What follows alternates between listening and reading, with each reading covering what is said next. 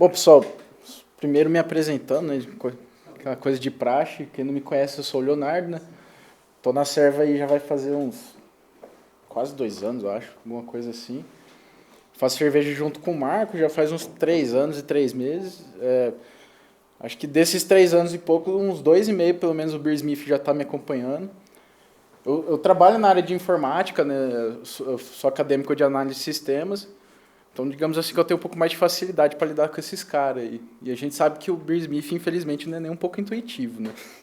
Assim, a cara dele é um software, entre aspas, feio, né? Tem muita opção e a gente acaba, às vezes, ficando até perdido com tanta função que ele oferece. Então, assim, vai ser um workshop bem dinâmico mesmo. Eu até criei aqui uma máquina virtual para mim começar a instalar o Beersmith do zero, né? Configurar junto com vocês aí. E assim, eu vou tentar focar mais mesmo na parte de fabricação de cerveja, apesar de ter algumas outras funções que não é diretamente ligada a isso. Aí eu dividi assim, o workshop em 3 partes, né? Eu vou ensinar aqui no começo a parte de instalação e configuração, né? Criação de perfis, como configurar o equipamento no programa, instalar alguns add-ons.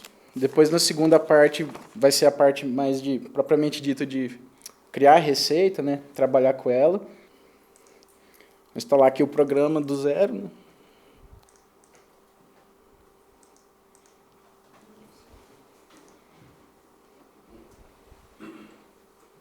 Qual que tá o preço dele, você sabe? Ah, tá. Bom, terminar de instalar aqui. Eu ia até mostrar isso. Pessoal, eu recomendo muito que vocês comprem o Beersmith, por favor, porque ele não é um software caro. Ela tá aqui no site $27,95, né? Infelizmente, nossa situação atual, o dólar está um pouco caro. Mas assim, até no Brasil aqui para comprar, o site do Lamas vende o software, está R$ 55, né? Duas máquinas, dá pra É para 2 máquinas. E o melhor de tudo, cara, versão para Linux, Windows e Mac. Não tem desculpa para você não comprar o Beersmith. Aqui no site pagamento via PayPal, né? Aí tem aqui a parte de download. E ele permite depois a atualização, uma vez que você tem? Ou Então, você tem que comprar? ele permite updates. Por exemplo, aqui a gente tem a versão 2.0. O que sair de update para essa versão 2.0, ou seja, por exemplo, ele está na 2.2, a gente consegue atualizar, né? Inclusive tem uma notificaçãozinha no programa, né? Sempre que tem um update. Aí, por exemplo, eventualmente, quando o Beersmith lançar a versão 3.0, aí você tem que fazer uma nova compra, uma nova licença, porque é outro software, né? Tanto que tem gente até hoje que usa a versão 1.0 do Beersmith, porque atende o cara, né? Não quis atualizar, fazer a compra, né? Então fica aqui a dica, tem vendendo aqui no Lamas baratinho. É mais barato que no site lá. Então é isso. Eu não sei, mas acho que na Indupro ainda tá R$51, hein? Acho que tem outras fontes que vende também, né? Eu tô um pouquinho desinformado no Brasil, mas pode ser. Isso aí com certeza é tudo acordado, né? Tipo, bom, vamos lá então.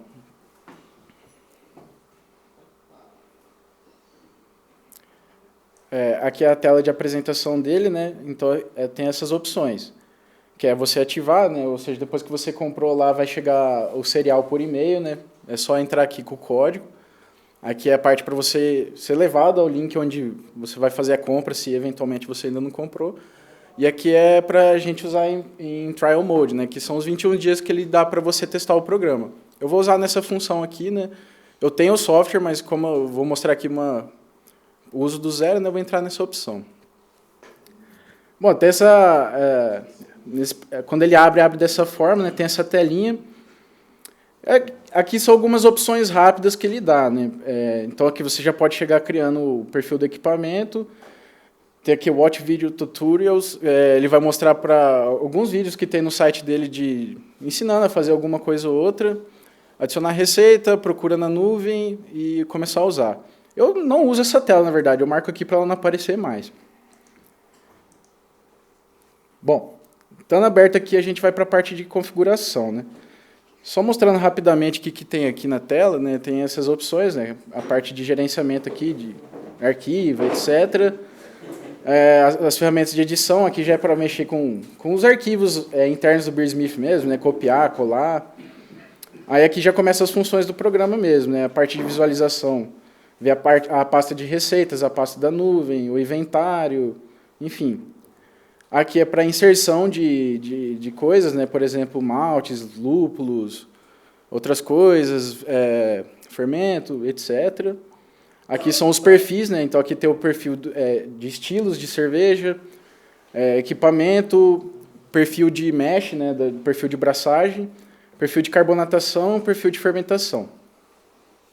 A parte de ingredientes, né? Lúpulo, Não, tem maltes. alguma coisa que você baixa, já vem com uma porrada de lúpulo? Tem, Né? é isso que eu vou mostrar aqui também. É a parte de add-ons, principalmente. E eu vou ensinar também a inserir do zero, né? Se precisar chegar a esse ponto, né? Aqui as ferramentas do programa, ferramentas de unidade, né? Por exemplo, conversão de temperatura. Aqui é mais de configuração mesmo da janela e a parte de ajuda. Então vamos configurar aqui. Aqui em Tools, né? Só uma dica não, observação. Eu estou usando ele em inglês, porque assim, ele tem uma tradução que até o Lamas fornece, só que não é uma tradução oficial. Um usuário foi lá, traduziu o programa de boa vontade, né, e disponibilizou para quem quiser traduzir. Eu não vou usar ela porque não é oficial, né? Então, assim, eu prefiro manter aquele na originalidade para mostrar certinho, né? Então, vamos aqui em Tools e aqui na última opção, Options. Então, aqui tem as primeiras configurações. Essa é a primeira tela, né? Que aqui a gente vai colocar algumas coisas que vão ser default no programa. Então, por exemplo, aqui, brewer, é o nome do cervejeiro. Né? Aí você escreve lá, se você quiser colocar Barba Negra, por exemplo, ou o seu nome propriamente dito, fica a seu critério. Vou colocar aqui Leonardo. Brew type, né? Aqui é o tipo de braçagem que a gente faz. Então, tem extrato, braçagem parcial e all grain, né? Que é só de grãos. No Brasil, cara, para ser sincero, eu não conheço ninguém que faz braçagem com extrato, assim, que é virtualmente inexistente isso. O que todo mundo vai usar aqui, eu tenho quase certeza, é all grain. Lembrando que isso aqui é só para deixar o default, né? Depois você pode trocar. Aqui tem o guia de estilo que você vai usar, né? Por padrão ele vem com esses 3. Aqui eu acho que a maioria, todo mundo usa BJCP, né? Ele vem com a 2008, mas já tem a revisão 2015 para instalação posterior. Depois eu vou mostrar como que faz. Aqui é o perfil de equipamento que você vai deixar por padrão. Então, por exemplo, acho que a maioria das pessoas aqui usa geralmente o mesmo equipamento sempre. Então, depois que você configurou seu equipamento lá, você já seleciona aqui para ele ser o padrão. Aqui são informações que você pode digitar ou não, fica a seu critério, né? Endereço, enfim, não é importante. Léo, uma dúvida. Oi. Um dos equipamentos prontos, tipo o kit do Lamas, ele tem um perfil dele exatamente. Eles criam e já enviam. Questão de tamanho da panela, perda de calor, tudo Isso. Né? Aí, bom, depende de quem vende, né? Às vezes o cara cria o perfil, às vezes não, né? O Lamas eu sei que tem. Mas mesmo assim não é exato, não. Por exemplo, na panela aquela de 32 litros tem. Só que taxa de fervura você tem que calcular na tua casa, porque é o teu... Bom, aqui a parte de unidades, né? Ele já vem com algumas pré-estabelecidas, padrão americano, né? Então aqui está em galão, peso em libras, peso de lúpulo em onça. Aí tem a opção rápida para a gente mudar aqui para o sistema métrico, né? Vou colocar tudo métrico, então ficou aqui volume em litros, peso em quilo, lúpulo em gramas, volume de start de levedura em litros, aqui, yeast units, acho que seria mais para tipo o vialzinho mesmo da levedura, né? Para você comprar levedura líquida, é o vialzinho lá. Litragem do mesh, temperatura, padrão que você vai usar, né? Aqui é interessante, tipo, aqui, obviamente todo mundo vai usar Celsius, né? Mas, por exemplo, a gente comprou um termômetrozinho para colocar na panela que foi em Fahrenheit, porque a gente comprou no eBay. Então, eu particularmente uso Fahrenheit, né? Mas vamos deixar Celsius aqui. Pressão. A pressão é o seguinte, ele vem com esses 4 mais famosos, né? PSI, quilopascal, bar e atmosfera. Infelizmente não tem o que é mais encontrado aqui no Brasil, que é o quilograma força por centímetro quadrado, né? O bar, ele chega muito próximo desses, né? Mas o ideal é sempre a gente trabalhar com conversões mesmo. E o que a gente mais acha fácil em ferramentas externas é converter PSI para quilograma, tá? Gravidade, né? Por exemplo, medir OG, né? Se vai usar gravidade específica ou plato, vou deixar gravidade específica. A cor, tem o SRM e o EBC. Uma observação sobre a cor é o seguinte, é muito comum, tudo bem que é costume isso aí, né? Mas assim, a gente vê em malte, a gente vê cor em EBC, né? Pelo menos em fichinha que vem, um ou outro usa SRM, né? Só que assim, já é muito comum, por exemplo, em literatura, você ler cor da cerveja mesmo pronta em SRM. É difícil você ver em EBC. Isso acaba sendo uma chatice, porque você vai colocar os maltes lá, tá todo mundo acostumado com EBC, mas o cor da cerveja você às vezes usa mais SRM. Aí vai ficar a seu critério, né? Eu gosto de usar o EBC para configurar os maltes quando eu vou inserir eles, se for o caso, né? E aí eu acabo depois mudando para SRM porque é a cor que eu uso mais para fazer cerveja. Eu vou deixar EBC aqui. Aí, nesse caso, a cor aí é referente à cerveja, não ao malte. As duas coisas. Ele vai usar a mesma medida para os dois. Entendeu?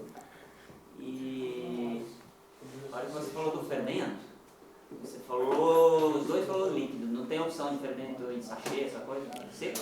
Nesse caso aqui não, da configuração, mas no feitio da receita tem as opções de inserir sachê. Aí ele vai até indicar, depois eu vou mostrar quantos precisa, né? Entendeu? Refratômetro, né? Quem usa refratômetro, se vai usar Brix, o RI eu não sei o que é, na verdade. Eu acho que a grande maioria é Brix, então vamos deixar Brix mesmo. Aqui é a precisão, né? Ou seja, quantas casas decimais você quer para cada item desse, aí fica a seu critério, né? Esse incremento aqui por exemplo, eu estou adicionando malte na minha receita. Aí, por exemplo, não ficou na gravidade que eu queria. Eu vou adicionando de pouquinho em pouquinho lá para chegar, de quantos em quantos gramas essa adição vai ser feita. Aqui está de 250, vou deixar assim. Que mais? Aqui tem configuração monetária, né? Então, já está com... Coloquei métrico, ele já colocou real. Quem faz estoque, né? Exatamente, porque tem controle de estoque no programa. Eu vou passar por cima um pouco assim essa parte do estoque, porque não é muito o foco do workshop, mas depois a gente vê lá certinho. Aqui o formato da data, né? Tem esse formato aqui, eu vou colocar esse de dia, mês e ano. Hã? Não, tá ao contrário, tá americano. É o de baixo. Tá certo. Bom, beleza. Aí a gente vai aqui para configuração de amargor. Essa configuração aqui eu não vou falar item por item aqui. O que é mais importante é isso aqui, ó, a fórmula de calcular o amargor. Porque tem essas três fórmulas. Por padrão ele vem o TINCEF mesmo, né? Esses nomes aqui são o nome das pessoas que criaram as fórmulas. E o que a gente usa é o TINCEF porque ela é mais voltada mesmo para quem faz cerveja all grain, tá? Eu não lembro qual dos dois aqui é melhor para, por exemplo, quem faz com extrato, né? Então vamos deixar o TINCEF. Essas opções aqui, eu não vou mudar porque assim, é o tipo de coisa que você tem que mudar se você tiver certeza que você sabe estar fazendo, né? Nem eu sei assim, exatamente o que significa cada uma delas, mas aí eu vou deixar assim mesmo. Que é o padrão, né? Provavelmente é um valor que, né, já foi testado e tá tudo certo.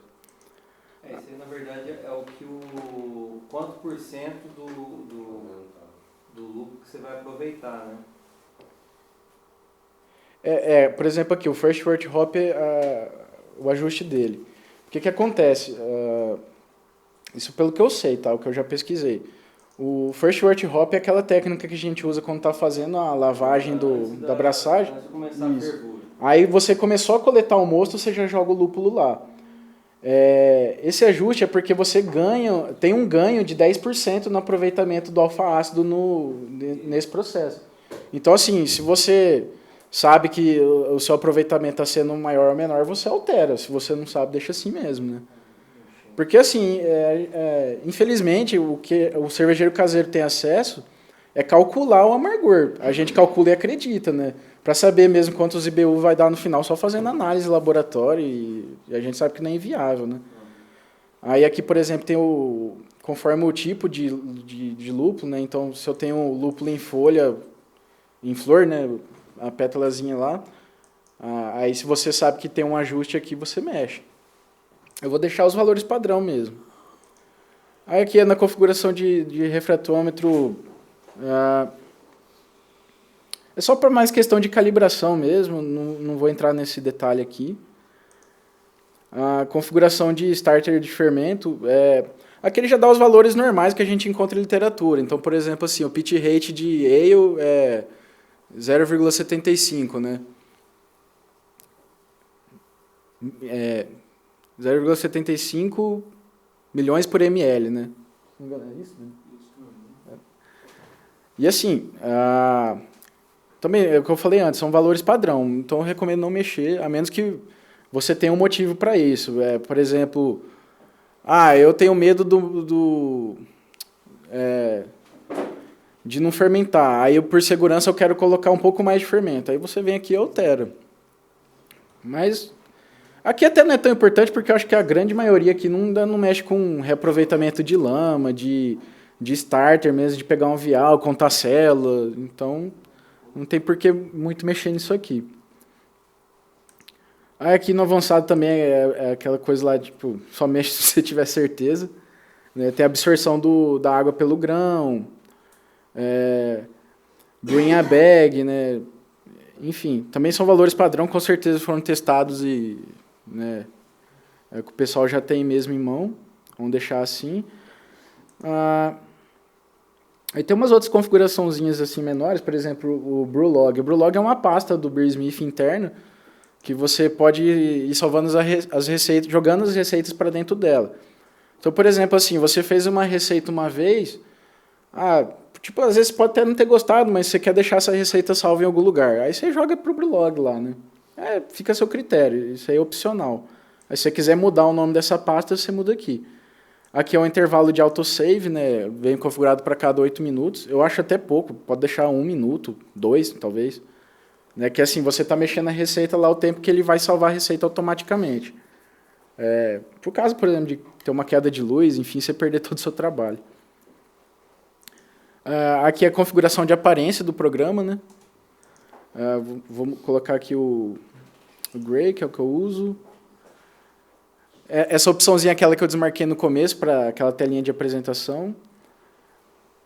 Aí aqui tem algumas outras de apresentação mesmo do programa, né?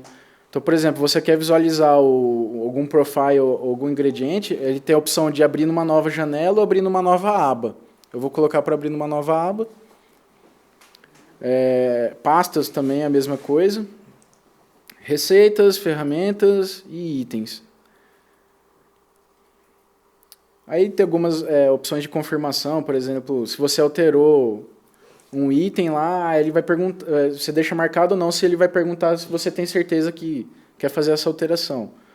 Eu vou deixar nos valores padrão aqui, né? Report, isso aqui não é importante, e aqui tem a configuração de nuvem. Mais para frente eu mostro a nuvem, né? Por enquanto eu vou pular. Aí beleza. Aí viu que mudou a cor aqui, né, tal. Bom, vamos começar falando então dos perfis. A gente tem esses perfis aqui, de estilo, equipamento, braçagem, carbonatação e fermentação. O estilo é mais para visualizar mesmo, porque é o BJCP mesmo que a gente colocou lá no começo da configuração, tá? Embora ele permita mudanças. Se, por exemplo, você quer personalizar um estilo que você faz, vamos supor assim, um estilo que não é oficial, por exemplo, o Session IPA. Você pode vir aqui e criar esse estilo com os parâmetros que você deseja, entendeu? Então vai ter aqui o nome do estilo que você vai dar, a categoria que ele vai entrar. Por exemplo, uma Session IPA eu coloco lá como uma American Ale. O guia de estilo, isso aqui você pode pôr seu nome, por exemplo. Aí aqui as informações técnicas mesmo do estilo, né? Gravidade original mínima, máxima, gravidade final mínima e máxima, amargor em BU mínimo e máximo, volume de gás, né, de carbonatação, quantidade alcoólica e a cor do estilo, da cerveja, do produto final, né?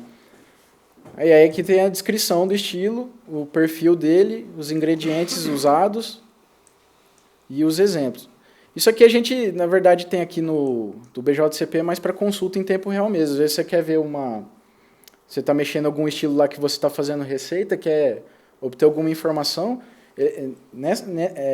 Nessas partes aqui ele junta quase tudo que tem mesmo no guia mesmo, né? Então fica uma coisa mais de rápido acesso. Ô, Leonardo. Oi. Essa lista aí, então é do BJCP, ok? Isso, BJCP 2008. Qualquer item que você clicar aí, você consegue editar aquelas características do BJCP. Consegue. Tá. Aí uma vez que você modifica e você fecha, ele vai te dar a opção, só, você modificou, você quer salvar isso aí, como que fica o negócio? Então, se você alterar... Não, se você alterar, ele vai salvar em cima. Então, ele salva em cima daquela coisa do BJCP. Então, por exemplo, se eu quero fazer uma session IPA, por exemplo, criar aqui um estilo, o que eu vou fazer? Eu vou usar, por exemplo, aqui um American Pale Ale como referência, aí eu vou dar um copy, paste, aí você viu que ele duplicou. Ó. Então eu venho aqui e altero, por exemplo, session IPA, e dou um OK. Aí já foi lá para a letra S. Aqui, ó. Session IPA. Aí eu venho aqui e altero os valores. Por exemplo, eu quero fazer editar esse Session IPA para ele ter tudo igual uma American Pale Ale, só que com pelo menos 50 IBUs e no máximo 60. Aí tá pronto, tá criado. Pode criar uma pasta também do lado ali, criar uma pastinha, separa. Nesse caso aqui não, vou. Jogar ali na pasta ali do lado. Separa ali, ó. Aqui? Tem uma pasta do lado e joga ela ali. Ali do lado. É isso aí. Aqui nesse caso não, porque aqui é o diretório de receitas mesmo. Então. O guia de estilo, ele é uma pasta única, você não consegue mexer dentro, colocar esses estilos para fora. O que você pode criar é um novo guia de estilo, entendeu? Por exemplo aqui, ó, deixa eu ver.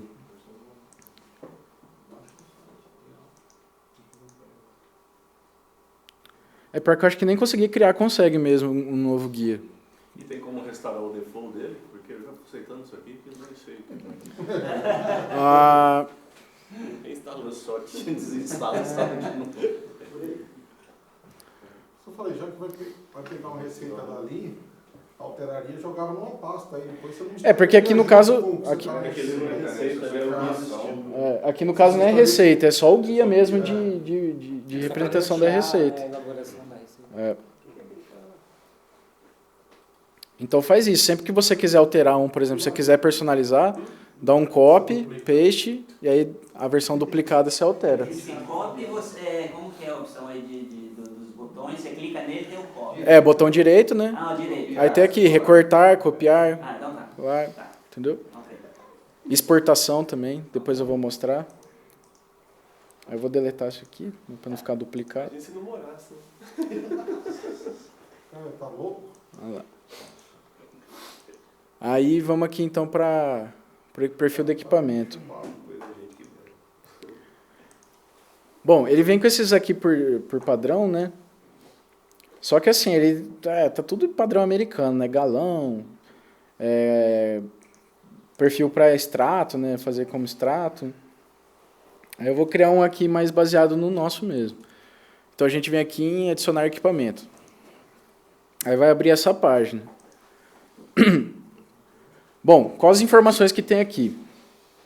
Tem o nome, né? Eu vou criar aqui o equipamento workshop. Brewhouse Eficiência. Isso aqui é eficiência não da braçagem, tá? É a eficiência da cervejaria, vamos dizer assim. O que isso considera? Essa eficiência global, ela vai considerar toda e qualquer perda que você possa ter durante todo o processo. Então, por exemplo, eu posso ter uma perca na hora que eu vou passar da panela para o fermentador. Eu posso ter uma perca quando eu vou trasfegar do fermentador para a fermentação secundária, né? Obviamente que assim, para você ter esse dado com exatidão, aí vocês têm que fazer lá no dia a dia e fazer mensurar esses valores, né? Ô, Léo, esse 72, por exemplo, é aquele mesmo que vai aparecer naquela tela de receita, aquele lá, isso. Lá em cima. Eu vou colocar aqui 70%. Aqui... Mas seria da quantidade que eu começo de água, mais ou menos, por quanto eu consigo de cerveja? Não é bem assim. Na verdade, ele vai calcular tudo. Dentro do cálculo da receita lá, o programa já vai calcular todos os valores de água, etc. O que ele quer garantir no fim das contas é que você faça cerveja suficiente para você ter a litragem que você quer no final. Então, por exemplo, assim, eu quero fazer 20 litros de uma cerveja. Só que nesse processo todo eu vou acabar perdendo 10 litros, por N motivos. O que o programa vai calcular? Ele vai calcular que você faça uma receita que no fim das contas vai ter 30 litros. Entendeu? Já para você perder esses 10 litros no meio do caminho. Não só água, né? Não só água. Exatamente. Até o sol no final. A diferença. Mais ou menos, porque ele também vai calcular o que fica no espaço morto da panela no sparge, né? Então, tem tudo isso aí. Mas É, como, tem o como é que eu fermentador corrijo também, isso, quer dizer? Hã? Como é que eu corrijo esse valor? Ou esse valor eu vou estipular com 70%? Errando. Infelizmente é tentativa e erro. Não, tá, mas como tu falou, ela não é eficiência da conversão, não. Não. Ela é eficiência, Eficiência só de litragem. global, Tá, eu exatamente. quero 20 litros, eu fiz a receita para 20, não deu 20, então eu tô com a Exatamente. eficiência baixa. Uhum. Tá, global. O quê? É global e engloba a eficiência de conversão também. Ah, não, com certeza. Ele vai fazer todos os cálculos considerando essas coisas, entendeu? Fazendo uma conta simples assim, você tem 5 kg de malte, que ele já sabe que uma eficiência de 70% vai te dar uma OG de 1,50 para 20 litros. Mas é isso Se aí. alguma coisa ficar fora, é sinal que a sua eficiência ficou abaixo de 70, entendeu? Ou acima, se a OG ficar acima. Se você tiver os 20 litros finais e a sua OG não bateu com o que ele falou, é sinal que ela não está em 70%. Então, mas aí isso é eficiência da conversão. Não, que são as duas coisas. Se você perdeu muito líquido porque você não tem um fermentador cônico, se sua panela está muito para cima, a torneira, vai perdendo líquido. Ou você não tem o final ali de 20 litros, ou você converteu menos com o mesmo FG que estava Mas OG. aqui também, a hora que eu for mostrar a confecção da receita, a gente vai ver bem essa mudança, né? Aqui é mais primeiro para a gente configurar o equipamento. Tá. No momento, essa parte da eficiência global não é tão importante, né? Então, vamos lá. Eu vou deixar aqui 70%, Não, né? ele não leva em consideração o trube não, né? Leva também. Leva. Porque se você usar, por exemplo, meio quilo de lúpulo para 20 litros, você vai ter um puta de um trube gigante. Exatamente. Ele leva em consideração isso aí? Leva. Eu acho que ele leva em consideração aquele mesh do Dead Space lá. Então, isso que eu vou mostrar. Vamos lá. Ó. Fator de utilização do lúpulo. Isso aqui eu não mexo, eu deixo 100% mesmo, tá? Aí aqui esses valores aqui... Na verdade, essa parte aqui, essa e essa são as mais importantes, tá? Então vamos lá. Mesh Tun volume. Quando ele está falando assim, mesh Tun volume, ele está falando exclusivamente da panela de braçagem, tá? Porque o que pode acontecer? Às vezes eu posso fazer 40 litros de cerveja usando uma panela de 50 para fervura e uma panela de braçagem de 32. Então pode ter essa variação. Então a gente tem que saber diferenciar muito bem qual que é cada dado de qual panela, tá? Então assim, o volume da panela de braçagem. Vamos usar aquele pensando assim, o que quase todo mundo usa que é para fazer 20 litros, usa aquela panelinha de 32, né? Então eu vou colocar aqui 32 litros. Aqui é o peso da panela, né? Então assim, literalmente você tem que ir lá com a panela, de preferência acho que sem a torneira e tudo mais, mas enfim, dá para desconsiderar isso. E colocar numa balança mesmo para pesar ela. Por que ele pede esses valores? Através disso ele consegue calcular mais ou menos certinho a temperatura que você tem que estar para fazer a infusão, entendeu? Chegar na temperatura que você quer de braçagem. Eu vou colocar um valor aqui que faz de conta que eu pesei a panela e tem 2 kg, tá? Aqui é o calor específico da panela de braçagem. Ou seja, isso aqui já é valor de física mesmo, né? Material, né? Depende. Exatamente. Aí ele já veio até aqui com um glosáriozinho, né? Que ele tem alguns dos mais usados, né? Então, por exemplo, inox é 0,2, plástico é 0,3. Por que plástico? É o caso que, por exemplo, os americanos usam muito, aquela caixa térmica para fazer braçagem, né? De infusão simples. Essa técnica que eles usam a caixa térmica, eles adaptam uma torneira na caixa térmica e tal, eles vão fazendo a braçagem só com infusão. Ou seja, o cara coloca a água quente lá, deve dar a temperatura, como é uma caixa térmica, ela segura muito bem a temperatura, não perde à toa. E se perder, o que o cara faz? Ele tem uma aguinha quente ali do lado e vai tacando aos pouquinhos para ir corrigindo a temperatura, né? Então por isso que tem plástico aqui, né? Você fala, vou usar plástico no fogo? Não é isso, né? A alumínio, que é 0,215, que acho que é o caso da maioria aqui, né? Então vamos colocar esse valor. Tem cobre também e pirex, que eu imagino seja vidro, né? Enfim, não sei. Vai que o cara faz uma abraçagem lá com um negócio de Cara, o cobre material, é muito diferente, hein? O calor específico do cobre é muito menor. Aí, ó, Lauterton Dead Space. Esse volume aqui é o volume morto que você tem na panela que você vai usar. Aliás, na panela não. No recipiente que você vai usar para fazer o sparge. Ou seja, para fazer a recirculação e lavagem. Vamos supor assim, pessoal que usa fundo falso, você não braça usando fundo falso, você tem que braçar na panela sem fundo falso. Na hora que vai fazer a recirculação e lavagem, você passa para a panela que vai usar fundo falso. Como que o cara faz isso? Não sei, às vezes ele tem um fundo falso para a panela de braçagem, ele vai jogar o bagaço com o mosto para um recipiente, colocar o fundo falso e voltar. Beleza. Aí tem o volume morto, né, até a torneira dessa panela. Isso é literalmente. Como que você calcula isso? Manual. Tem que pegar o recipiente que você usa para fazer o sparge, a lavagem, e aí você pega um volume conhecido de água, por exemplo, vai colocando de 1 litro em 1 litro. A hora que com a torneira aberta, a hora que começou a vazar a água, é aquele volume, entendeu? Então vamos supor aqui que na panela que eu utilizo, por exemplo, quem usa bazuca, é o volume morto ali até a torneira mesmo, né? Então vamos supor que aqui é 3 litros. Vou colocar 4, né? Tem só citando um exemplo, vamos supor que você braça numa panela que não tem torneira, e aí vai passar para um balde plástico que tem a torneira e você coloca uma bazuca no balde plástico. Aí você tem que medir o volume morto do balde plástico, entendeu? Aí tem essa opção aqui, ajustar o volume do mesh para o dead space. Isso aqui é simplesmente o seguinte, não faz diferença marcar essa opção, porque o que ele considera dead space se você não colocou de água, para considerar esse dead space, ele vai colocar na lavagem, na água de lavagem. Então acaba ficando uma coisa pela outra.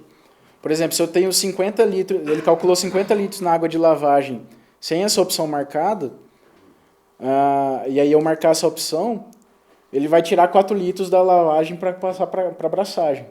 É mais ou menos isso. Eu não gosto de marcar essa opção porque a gente costuma trabalhar com um volume bem definido de relação de água por quilo de malte, né? Então eu já deixo assim para não ter alteração. Aí aqui nas opções de fervura, isso aqui, essa opção você não mexe, deixa zerado mesmo. Que é assim, se você acrescenta água até o topo da panela, não sei para que é isso. Aí aqui tem a opção de calcular o volume da fervura automaticamente. Eu recomendo deixar marcado, né? Aí aqui tem a temperatura o volume da fervura, o tempo da fervura e o que você perde na fervura. Aí Só uma dúvida, esse boil volume aí, que é 21,58, da onde que está vindo esse valor? Exatamente, deixa eu explicar. Ele é baseado no tamanho do seu batch, que você muda aqui, ó. Por exemplo, no caso eu vou fazer 20 litros, com essa configuração de panela que eu coloquei aqui, ele calcula esse volume. Mas tem outra informação importante, que é esse boil off aqui. Aqui também é você que vai ter que mensurar. Como você faz isso? Pega a sua panela lá que você usa para fervura, coloca um volume conhecido. Por exemplo, de preferência enche ela assim, porque para deixar o teste mais preciso possível com a realidade da abraçagem, né? Então se você tem 32 litros lá e vai abraçar que é 20 litros, faz uma fervura com 25, por exemplo. E aí taca o fogo lá, né? Deixa ferver vigoroso, como você ferveria fazendo a cerveja mesmo. E, por exemplo, assim, se você quiser ser rigoroso com o teste, você deixa 1 hora fervendo. E aí vê no final quanto você perdeu. Mas acho que assim, uma fervura de 15 minutos, aí você multiplica por 4 já é suficiente para... Esse valor ele está levando em conta 1 hora? Exatamente. De fervura? Exatamente. Quanto que ele vai perder de água na fervura, é isso? Na fervura de 1 hora. Em 1 hora de fervura. Por isso que eu falei, você ferver 15 minutos, multiplicar por 4, né? Então você perdeu 2 litros em 15 minutos, né? Aí no caso, eu faço fervura só de 90 minutos. Eu altero exatamente nesse item de cima, 90 minutos. Exatamente, ele vai calcular. Você coloca o valor para 1 hora. Tá. Entendeu? Aí você muda na receita aí, precisando de configuração da panela. Aí, vai fazer o cálculo. dá para fazer as duas coisas, que nem, por exemplo, se o Daniel usa sempre fervura de 90 minutos, ele já deixa 90 aqui no equipamento, né? Então, por exemplo, eu calculei lá que em 1 hora eu perco 8 litros, eu deixo essa opção marcada aqui, ó, considerar a perca de 1 hora. Então, assim, se eu mudar aqui para 90 minutos, ó, você vê que já aumentou. Subiu para 32 litros de água que eu tentei ali, né? Bom, vou colocar um valor um pouquinho menor aqui para não dar problema com a panela. Mas faz de conta que eu perco 5 litros por hora. Mas tá 90 lá, né? Vamos deixar 60 aqui. Beleza. Então você vê aqui, ó, como eu não calculei nenhuma perca aqui ainda, num batch de 20 litros, ele vai calcular, eu perco 5 litros por hora, então ele calculou que eu tenho que mandar para a fervura 25 litros, 25,8. Aqui é um valor que você não muda, ele só dá, né, baseado na conta. Então, por exemplo, se eu calculei que ele perde 5 litros por hora, mudei aqui para 90 minutos, aí ele já vai te dar o valor aqui, ó. Então, em 1 hora e meia ele perde 7 litros e meio, tá? Aqui a taxa de evaporação em porcentagem, né? Isso aqui também é um valor que o programa calcula. Só que assim, esse valor em porcentagem é relativo, então você não pode confiar muito na porcentagem. Faz sempre o teste de você realmente ferver um negócio por 1 hora, tá? Considera sempre litros. Exato. E assim, dependendo do volume de cerveja que o cara faz, essa porcentagem muda, entendeu? É menor. Oi? Não, vou chegar lá. Isso que eu ia falar, tem muita coisa que envolve a fervura. A gente calcula, só que assim, por exemplo, hoje está um dia frio e úmido, evapora menos. Se eu tivesse num dia quente e seco, evapora mais, entendeu? Então tem tudo isso. Obviamente que... do mar também, né, cara? Obviamente que assim, são mudanças pequenas, né? Mas acaba interferindo no final da cerveja, né? Mas assim, eu deixo o valor padrão e pronto. Eu não fico, hoje tá frio, então eu vou pôr um pouco menos de água. Eu mando ver, deixo o que tá calculado mesmo. Aí tem esses valores aqui, ó. É o volume pós-fervura que ele calculou. Esse cooling stick range é o seguinte. É a porcentagem de contração do líquido. Por exemplo, eu estava quente e tinha um volume. Depois que esfriou, ele vai ter um volume um pouquinho menor. Né, porque... E aí, no caso, ele já dá um valor aqui de 4%, que é um valor médio mesmo, que tem na cerveja desse encolhimento. Né?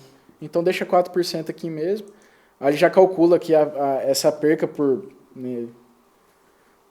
encolhimento.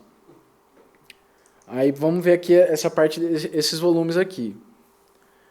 Aqui é o que o Daniel estava falando, é a perca pelo Trub e Chiller. Então, por exemplo, assim, eu estou com a minha panela de fervura lá, ela tem um dead space, que vamos supor que seja 4 litros. Só que assim, eu vou ter Trub lá no final da panela, ainda mais depois de fazer o whirlpool lá, guardar, vai tudo para o fundo, então vai ter resto de lúpulo e proteína. 2 corpos não ocupam o mesmo lugar no espaço. Ou seja, você não vai ter a perca de dead space, que era de 4 litros, você vai ter um pouco menos. Não vai perder integralmente os 4 litros. O problema é que assim, isso aqui varia conforme a receita, conforme a gravidade. Se você tem mais malte, você vai ter mais proteína, então vai ter um Trub maior. Se você está fazendo uma Double IPA, você vai ter muito mais lúpulo no fundo. Então, aí, tipo, valores médios também. Eu coloco 1 litro a menos do que o dead space mesmo, então eu vou configurar aqui com 3 litros. Esse top-up water também não preencho. Aqui o batch volume é literalmente o quanto você quer no final, tá? Então eu vou deixar aqui 20 litros. Olha, deixa eu só ver se eu entendi aqui. Esse loss to Trub and Chiller, ele vamos supor, lá no final você tem lá o líquido misturado com algumas partes sólidas, que no caso seria proteína ou o lúpulo que está ali dissolvido. Exatamente. Que não tem a ver com líquido, é uma coisa que você já vai pôr depois, vai ser lá na receita que vai entrar essa conta, né? Daí vai subtrair desse total essa quantidade de sólido que tem aí, é isso? Não, na verdade assim, você terminou a fervura, aí você terminou de resfriar, vamos supor, e vai fazer o whirlpool, Né? Principalmente se você usou o reflock lá certinho, o que tem de partícula sólida vai flocular e vai para o fundo da panela. Certo. Entendeu? Então ele está ocupando o espaço do volume morto. Tá, e o volume morto aí você setou ele... Eu coloquei aqui 4 litros como exemplo, né? A minha torneira lá deu 4 litros. Isso aí é o que vai subtrair do volume morto. O que não, isso é o que você perde no volume morto. Então, o 4 é o volume morto. E o que você vai colocar nesse outro parâmetro é o quê? Isso aí é com a fervura. Então, não, assim, eu tenho esse volume morto de 4 litros, só que parte desse volume morto está ocupado com um trub. Aquele 4 de cima é da braçagem. Não, pode ser... No caso aqui, vai ser a panela que você vai usar para fazer a lavagem de esparge, tá? Esse segundo aí, ele seria só o líquido que fica ou subtrair do líquido a parte sólida que fica? É da fermentação. Fermentação, Não, é da fervura e da fermentação. Ah, e a fermentação. Não, é da fervura e da fermentação. Não, é chiller, né? É do Então, resfriamento, né? deixa eu explicar. Faz de conta que a minha panela... No fundo, com tudo. Antes de jogar pro fermentador. Isso. Aquilo lá você joga na jarra e mete. Tá, é isso. Geralmente é parecido. Pensa assim, faz de conta que a minha panela de fervura é idêntica de braçagem, tem 4 litros no fundo. Uhum. Só que parte desse fundo vai ficar ocupado com um trub. E vamos supor, tem gente que deixa o chiller o tempo todo dentro da panela depois que resfriou e vai passar para o fermentador. Ou seja, você também tem que calcular o volume do chiller. Por exemplo, se o chiller ocupa um volume de 5 litros, então você quase não vai ter dead space, porque ele está ocupando o volume ali da panela, entendeu? Eu, por exemplo, eu tiro o chiller depois que eu resfrio. Aí eu faço o whirlpool, espero, então vai precipitar ali os sólidos. Então eu só vou ter essa perca com o trub mesmo. Perca, sim, na verdade é um ganho que você tem de volume de cerveja. Porque ele está tomando espaço do espaço morto, entendeu? Então o espaço morto tinha 4 litros, agora está ocupado com trub, pode ter 3 agora. Por exemplo, você não vai ter um trub tão grande e vai acabar tendo um espaço morto um pouco maior. Exatamente. Esse aí é o espaço morto ali, então quer dizer... Da panela. Se você teria ali, teoricamente, 5 litros perdido de líquido normal, só que você fez uma decantação legal ali, vai ter uma diferença, diminuição desses 5 litros que você tinha. Exatamente. Esse é o valor que você põe aí? Exato. Só que assim, é um valor estimado, entendeu? Porque, cara, não tem como calcular isso porque isso varia conforme a receita. Então o que eu faço? Eu coloco 1 litro a menos. Eu tô supondo que o trub que eu tenho na cerveja ali, depois da fervura e do resfriamento eu faço whirlpool, ocupa 1 litro do que eu ocuparia sem estar lá, entendeu? Entendi. Então assim, se eu tenho 4 litros de volume morto, eu passo a ter 3. Aqui o bash é o tamanho do bash mesmo, 20 litros. Perca no fermentador. Assim, isso aqui é mais chatinho de aferir, porque aí você vai ter que ver certinho como que é o seu processo. Se você está com um balde lá, de 20 litros. Eu consegui colocar 20 litros no balde, e aí eu vou transfegar para uma fermentação secundária. Aí vai ficar um pouquinho de cerveja ali no fundo.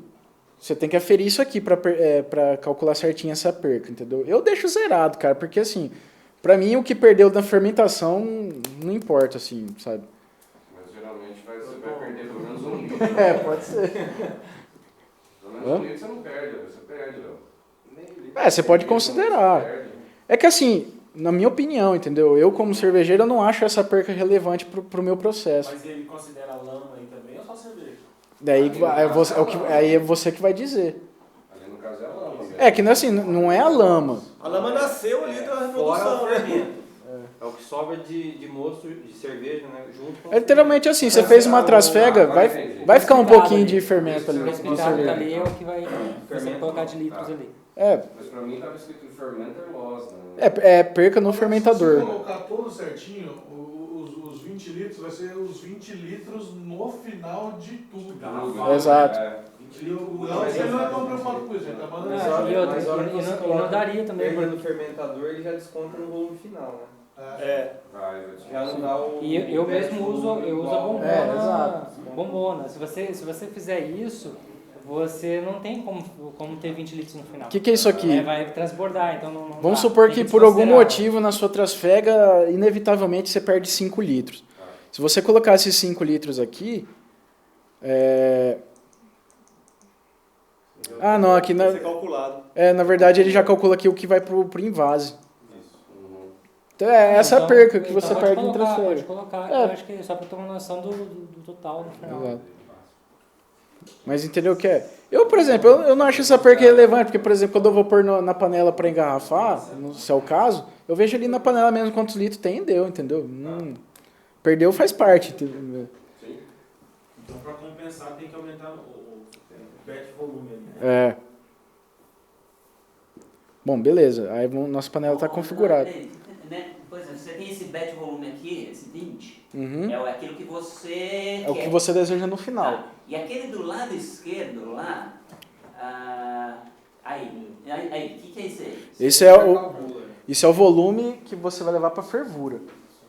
O que ele tá... Esse volume não é uma água de lavagem. É aquilo que saiu depois da lavagem. Isso. Entendi. Tá. Porque o que ele está considerando aqui, Franco, se você colocar os 20 litros para ferver, você vai acabar com 15 litros com uma gravidade muito maior, entendeu? Então, ele já está considerando essa perca na evaporação. Isso faz muita diferença na hora de você tirar ele para esse depois da cerveja. Você configura certinho isso, ele calcula a litragem de água que você vai usar e bate a SG certinho no final. É o principal de tudo, isso aí. Quase ninguém faz. A gente fez uma cerveja que estava sem configurar nossas panelas e a gente foi aqui na Baixada do nossa SG foi viajada. Aí a gente foi fazer a outra vez na outra panela. Aí o Léo foi lá e configurou as panelas pra gente. Cara, a gente passou foi 2 cervejas um dia, 2 no outro. Bateu certinho. Pessoal, alguma dúvida nessa parte da montagem do equipamento?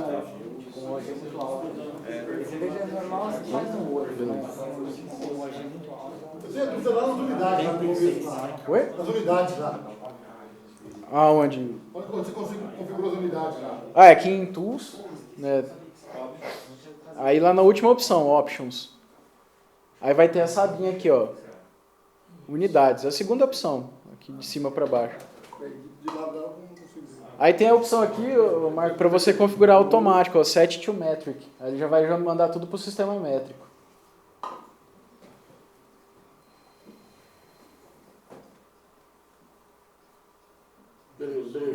Beleza? A pressão não mudei porque não tem o que a gente usa aqui, né? Aí eu deixo PSI mesmo. Que, na verdade... Eu vou deixar PSI. Bom, beleza.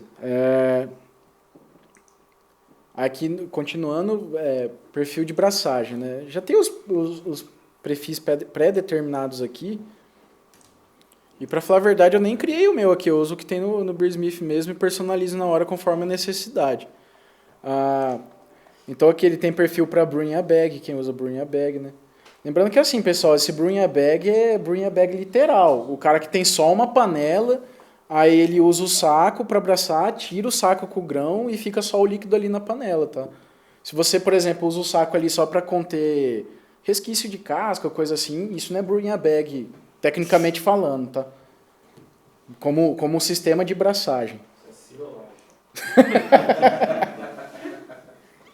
Aí tem aqui perfil de decocção já, né? Só explicando, decocção é aquele, não sei se todo mundo conhece, é um processo de braçagem que na escola alemã utiliza muito ainda, que o cara, assim, ele controla a braçagem assim, ele tá com o mosto principal, aí ele pega uma parcela da braçagem ali mesmo, né, com bagaço e tudo, leva para uma segunda panela, tudo isso calculado, tá? Tem os volumes lá, baseado na temperatura que o cara quer, enfim. Aí ele ferve com casca e tudo ali, ferve e depois volta para a panela principal. Existem vários porquês de fazer isso, tá? Eu não vou entrar no mérito agora.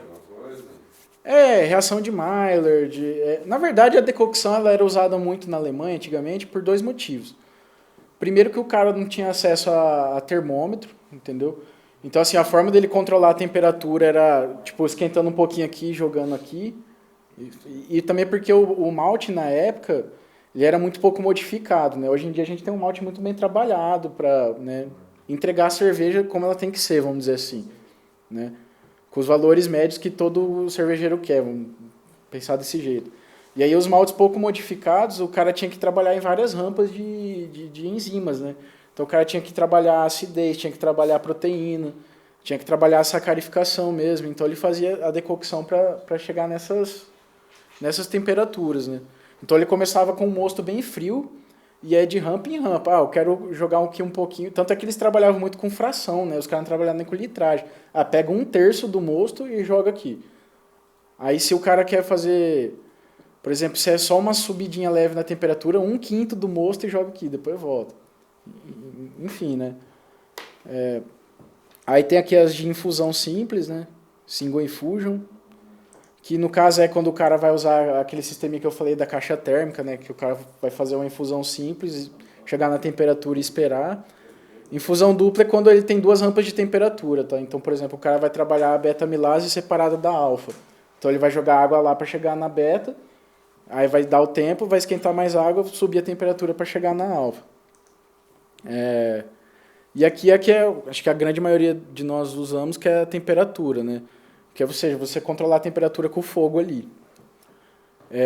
Então tem a de 2 passos, é de 1 passo. A de 1 passo é quando é uma rampa só, né? Ou seja, de infusão simples, vamos dizer. Galera que trabalha naquela faixa dos 66, 67 graus. E a dupla é quando você quer 2 passos mesmo, né? Só que aqui, aí, assim, você pode personalizar. No caso, aquele vem por padrão aqui, ele está considerando um descanso proteico e a rampa de temperatura. Aí, só explicando aqui cada um deles, o que é isso aqui, ó? Não leva em conta o mesh out, né? Não, ele não considera isso um passo. Não considera um passo. Exato. Tá. Porque o default, o mesh out, ele está considerando que você vai fazer mesmo, entendeu? Mas assim, ó, só pegando esses jargões aqui, né? Full body, light body e medium body. Aí é o corpo da cerveja. Então, por exemplo, assim, vamos estudar esse aqui. Uma abraçagem de temperatura com um passo, o corpo cheio. Tem esses valores aqui, aqui é a temperatura do grão, né? Então, por exemplo, meu grão está guardado num quarto escuro, seco, né? Livre de umidade. Aí você pode aferir, se você quiser, isso lá na sua situação. Quantos graus está o meu malte? Só que assim, a partir do momento que você tirou ali do quarto, você levou para moagem, tudo isso aí vai mexer e não tem como você ter um valor exato. Eu deixo esse valor de default mesmo aqui. Até porque se faltar um pouquinho na hora de jogar água quente lá na água quente, você liga o fogão e chega na temperatura. Mas, enfim. Aqui é a temperatura do sparge, né? Que é a água que você vai usar para fazer a lavagem. Aí você define. Eu vou deixar aqui 76 graus. Lembrando que esse valor, assim, no máximo até 80 graus, tá? Porque a partir de 80 graus você já começa a extrair tanino dos grãos, né? Da casca do malte. Aí o tanino vai dar um sabor áspero na boca, no retrogosto. É a temperatura da panela. Tipo, você está começando do zero, ela vai a partir de que temperatura? Não é importante isso aqui. A temperatura da fervura, que eu deixo 100 mesmo. O pH do mesh. Isso aqui é importante, só que não tem como a gente prever, só medir na hora, né? Então, deixar o padrão aqui. Olha aquele 4,54 ali. Ele aparentemente ele vai ser ajustado depois, né? Porque aqui você não está falando... Exato, eu não estou fazendo a receita ainda, né? Então, sei lá por que ele deixa esse valor aqui, na verdade. Porque na hora que você fazer a receita vai mudar tudo isso aqui, né? Então, aí falando sobre aquela questão que eu estava falando do full body, então, por exemplo, corpo cheio, né, uma cerveja encorpada, ele já está considerando aqui uma temperatura de braçagem para você ter uma cerveja encorpada. No caso, ele está colocando aqui 68,9 graus Celsius. Só que assim, pessoal, isso aqui é muito relativo, né? Se eu braçar uma cerveja com essa temperatura, usando só malte Pilsen, ele vai ficar encorpado. Só que assim, é um encorpado tranquilo, né? Você vê que é uma cerveja encorpada. A partir do momento que eu encher isso aqui de malte caramelo, ela vai ficar muito, muito encorpada, entendeu? Você não vai usar essa rampa, a menos que você queira fazer uma cerveja extremamente doce e pesada, né? Então aqui, ele está com o perfil de... entrando nessa opção. Aqui tem o tipo, né? No caso aqui a gente usa a temperatura. Na verdade não, a gente usa infusão porque a gente se esquentou a água e jogou o malte na água quente, então é infusão. Mas, por exemplo, se você for fazer uma segunda rampa e vai aquecer, a gente vai usar a temperatura. Por que é importante setar isso aqui? Se eu deixar como infusão e tiver uma segunda rampa, ele vai falar, aqueça tantos litros e jogue na panela, entendeu? Porque isso é infusão. Ele está considerando que você vai pegar uma água externa para jogar ali dentro, entendeu? Então aqui tem a temperatura da abraçagem, o tempo que vai ficar nessa rampa. Rise time é o tempo que você quer levar para chegar nessa temperatura. Por exemplo, se você está trocando de uma rampa para outra, em quanto tempo eu vou... O recomendado, que se escuta muito em literatura, é sempre subir 1 grau por minuto, né? Só que assim, a gente sabe que isso é um pouco difícil de bater. Né? E no fim das contas, o cara acaba o mais rápido possível mesmo. Mas o importante é sempre estar mexendo, né? Tá. Mas é bom você saber sempre para ir atualizando, né? O quê? Qual é a diferença? Você saber se você vai demorar 15 minutos ou se você demora meia hora, isso vai dar diferença no final da cerveja, né? No produto final, acho que não. Porque o tempo te dá diferença. Não, pode dar diferença sim. Por exemplo, se eu estou a 67 graus, vou subir para o mash out, 76. Se eu estou demorando muito, o que pode acontecer? Pode acabar trabalhando a alfa-milase de uma maneira que eu não queria, né? Então, esse tempo é bom que seja o mais real possível, né? Para controle mesmo. Mas assim, ele só dá mais problema se for muito longo. Se for curto, eu não vejo problema. Uma coisa que você falou em relação ao malte, se você utilizar, por exemplo, um pale whey e depois você colocar um cara alguma coisa lá, ele vai ficar uma cerveja mais forte. Mas ali no perfil dos maltes não tem aquela questão de identificar se ele é mais diastático ou não, ele não vai corrigir esse tempo? Não, ele não corrige, o tempo é você que seta. Então, baseado se o malte ele é mais ou menos diastático, ele não faz essa correção. Não, porque assim, lógico, ele vai calcular todos os valores lá de gravidade que ele pode dar, etc. Mas só que esses tempos aqui, ele tem esse perfil pré-determinado, mas aqui conta a mão do cervejeiro, né? Você que vai setar, no fim das contas. Aí a questão do açúcar não fermentável, se você colocar lá, abraçar com uma temperatura muito alta, ele vai gerar açúcar que não vai ser fermentado e vai dar corpo para a cerveja, né? É esse cálculo que ele não faz, né? Mas no perfil do malte ele identifica se ele é mais ou menos diastático, de acordo com a quantidade, assim, pensando pela parte lógica, ele poderia ser calculado, né? Mas se você usar um malte caramelizado, normalmente é menos diastático, com, por exemplo, 800 gramas de um pouco diastático, com 5 kg de Pilsen, o Pilsen vai dar conta de converter qualquer coisa, entendeu? Porque ele é muito diastático. E ele não calcula, então, essa questão do tempo, ele não... Não, isso não é calculado. É porque aqui também ele nem sabe, né, a questão da composição dos maltes. Exato. Ainda, né? Mas lá no perfil do malte tem. Na hora que escolhe a receita, né? Na hora que você fizer a receita, ele tem o perfil do malte, a receita vai dar. Então, isso que é curiosidade. Se ele vai ler o malte, se ele vai ler o malte, vai fazer uma compensação. Você só a receita. Olha, mas aí tem como você criar, porque eu tô vendo aqui que tem a parada proteica ali, né? Ali tá 100, né? Você tá só com sacarificação. Uhum. Mas no caso, assim, geralmente, ou você trabalha com a parada proteica ou sem, o básico, né? Quando você trabalha com muito trigo, você põe uma parada proteica, senão você não põe. Tem como você criar um novo perfil desse? Tem. Bom, vamos criar aqui pra gente ver. Fica mais... Depois Deixa eu fechar. Eu acho que esse negócio do malte ser mais fácil de converter ou não, isso ele não vai corrigir porque ele vai dar açúcar igual e você vai medir OG. OG é densidade, ele vai medir igual. Se você errar a mão e colocar muito ao malte que não vai converter, que não vai converter em açúcar fermentável, você vai ter uma OG muito alta. Então, na configuração do software, ele vai continuar lendo em OG.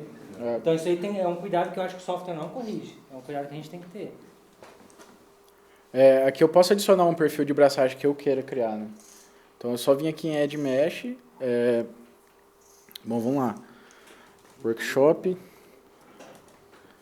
Pode fazer um com 3 passos, 4 passos. Pode. Na verdade, você pode ir criando, adicionando o step à vontade aqui. Você pode fazer uma abraçagem com 100 rampas, se quiser. Aí esses valores aqui eu não vou mexer. Bom, nessa tela aqui é importante mostrar isso aqui, ó. Tem essa opção de Bash Sparge Options, né? Só uma dúvida, vocês sabem a diferença de bash sparge para fly sparge? Então, eu vou explicar. São os dois principais métodos que você tem de fazer a lavagem do malte. Depois que, né, terminou a abraçagem ali. O fly sparge, acho que é o que a maioria usa. Acho, né, não tenho certeza. Que é o que você... Bom, a gente já calculou lá o volume que a gente tem de água de lavagem e tal. E conforme a gente vai drenando a água da panela, a gente vai acrescentando. Entendeu? Em tempo real. Então, conforme está saindo, a gente está colocando. Conforme está saindo, a gente está colocando. Isso é o fly sparge. O bash sparge é quando você utiliza bashes de água para fazer essa lavagem. Então, por exemplo, assim, eu terminei a abraçagem, recirculei, aí eu dreno o que está dentro da panela, terminou de drenar, eu fecho, acrescento água, mexo, faço a recirculação de novo, dreno, se precisar, quantas vezes for necessário, entendeu? Na prática, o bash sparge, ele acaba, apesar de você ter que recircular toda vez que você faz a adição, ele acaba sendo mais rápido que o fly sparge. Porque assim, o fly sparge é recomendado você fazer de maneira relativamente lenta. Você não pode abrir a torneira e descorrer e mandar... Porque você acaba não dando tempo da água absorver o açúcar que está ali no bagaço, entendeu? Então acaba tendo que ser devagar. O bash sparge, como você joga água lá, mexe, já está, né, misturando tudo. Só que em contrapartida, o bash sparge é um pouquinho menos eficiente. Você acaba perdendo um pouquinho de açúcar no processo. Claro, assim, também é questão de você trabalhar a sua produtividade para corrigir isso, né? Por exemplo, eu tentei usar o bash sparge lá em casa, semana retrasada até, eu fui fazer uma blonde lá. Eu falei, vou usar bash sparge para testar. Só que assim, eu não quis drenar o mosto antes de colocar água. Então eu coloquei água, mexi, recirculei, joguei, aí fiz uma segunda coleta. Aí minha eficiência foi lá para baixo. Eu acho, por opinião minha, assim, né, por cima, que se eu tivesse drenado antes e feito 2 coletas depois, eu teria aproveitado um pouco melhor o açúcar, né? Então, assim, é questão de você usar e testar, mas fica a critério também, né? Qual método você vai usar. Então, aqui, essa opção é para você marcar se você vai usar ou não o bash sparge, porque ele já vai calcular as adições, né? Essa opção aqui Aliás... Bom, vamos por parte. Essa opção, o que ele está considerando? Você tem o volume da panela. Vamos supor que seja 20 litros. Se você marcar essa opção, ele vai considerar que você está levando líquido até o volume que tem essa panela. Mas vamos supor que eu vou fazer o sparge numa panela de 40 litros. Se eu não marcar a opção, ele está considerando que eu estou usando a panelinha de 20. Então ele vai calcular as adições para essa panelinha, entendeu? Mais pra frente na receita mesmo lá, agora que eu for mostrar como fazer, eu mostro certinho como funciona. Bom, aí aqui, voltando ao assunto das rampas, né, eu posso adicionar elas. Então, por exemplo, assim, vamos supor que eu vou fazer um protein hash, uma parada de beta-amilase, uma de alfa e o mesh out, ou seja, 4 rampas. Então vamos aqui, protein hash, por infusão, né, eu vou aquecer a água e jogar o malte na água quente. Step da temperatura, a temperatura da rampa. Vou colocar 50 graus por 15 minutos. Aqui é a relação de água por quilo de malte, tá? Eu costumo utilizar 2,8 litros por quilo. Mas esse valor, assim, ele pode ir desde 2 litros até 3,5, assim, você consegue sacarificar certinho. O problema, assim, de você ter uma abraçagem muito rala é que você acaba tendo espaço demais para as enzimas e ela não consegue atacar o amido, entendeu? E o inverso também, você deixa muito concentrado, o negócio vai ficar parado lá e você... tipo assim, são problemas inversamente proporcionais que levam ao mesmo resultado, má conversão. Então, assim, tem esse valor médio de 2,6, 2,8 é o mais seguro para fazer essa carificação. Aqui ele já calculou a temperatura de infusão, tá? Aí eu dou um OK. Aí eu vou fazer uma parada de beta por temperatura. Eu quero a temperatura de 64 graus. Aí eu vou fazer isso por 40 minutos. Com um rise time de 15, que é o tempo que eu tenho que levar para chegar nessa temperatura. Aí outra de alfa. Temperatura, 72 graus por 20 minutos. Esses tempos que eu tô dando aqui é exemplo, tá? Beleza? E aí um último de mashout. Mas você precisa, no caso, você precisa cadastrar o mashout. É porque eu tô montando um perfil novo, né? Tá. Entendeu? Naquele já tem o mashout, só que ele não conta como pago. Quando não tem, tem uns perfilzinhos aqui que ele fala, não mashout.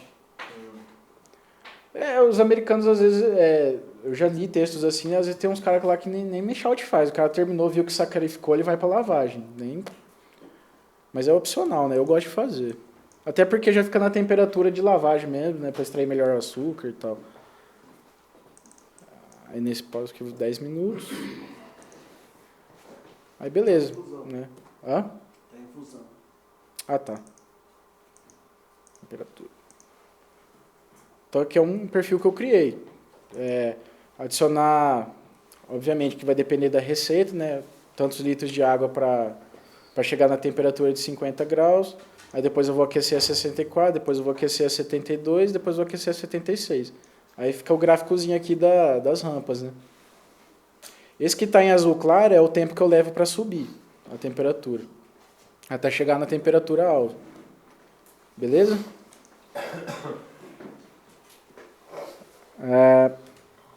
Bom, vamos lá continuar vendo os perfis.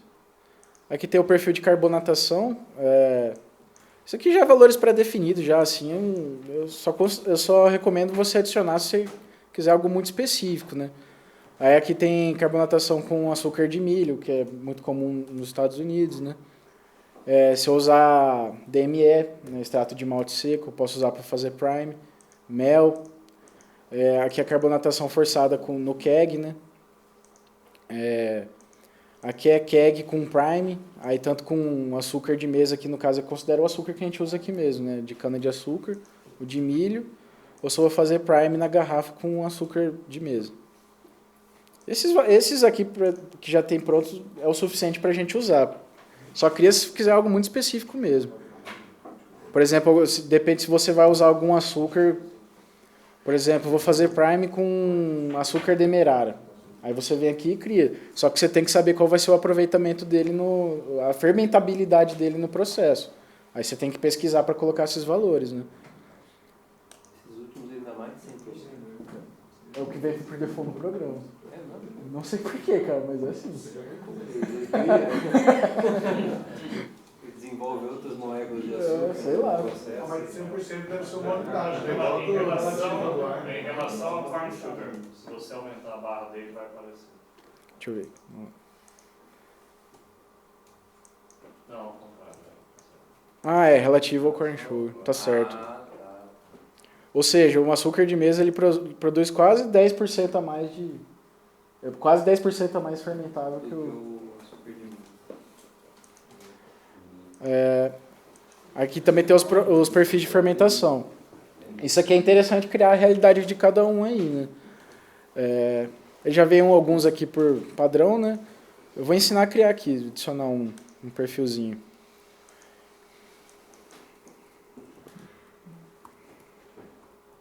Isso vai influir lá no resultado final da receita?